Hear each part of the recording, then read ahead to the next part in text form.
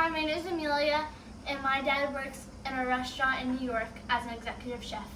In my family, we love to cook, so today I want to teach you how to make a family favorite Venezuelan flan, but in Venezuela they call it quesillo. This is a very easy dessert, and you're making it on a stovetop instead of an oven, and this is what you're going to need. You're going to need a pan with water filled halfway, and a quesillo pan. In the quesillo pan, you're going to need a cup of water and a half cup of sugar. And you're going to wait till that caramelizes. Over here we have 4 large eggs. We're going to add a can of sweetened condensed milk. You're going to make sure everything's out of this can. So if you need to, you're going to get a spoon and take all of it out. Once you're done doing that, you're going to get your milk, get the can you just used, and put the milk in the can to the very top. Once you finish that, you're going to pour it right in the blender. Now we're going to add a tablespoon of your vanilla extract.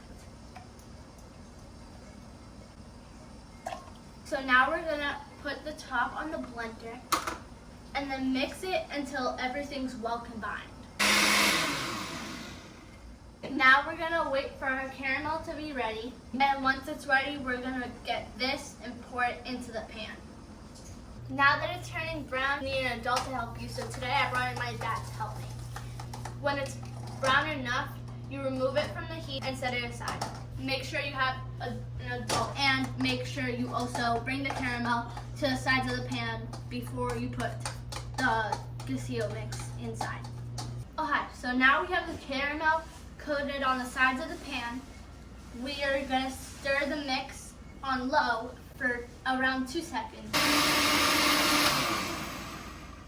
So now that it's all mixed, we're going to get it all of the blender, take the cap off. Now that it's finished, you're going to pour it into the pan. Very slowly though. Don't touch the pan, it's very hot. Now you need an adult to help you for this part. If you don't secure it, then your quesillo's not going to work.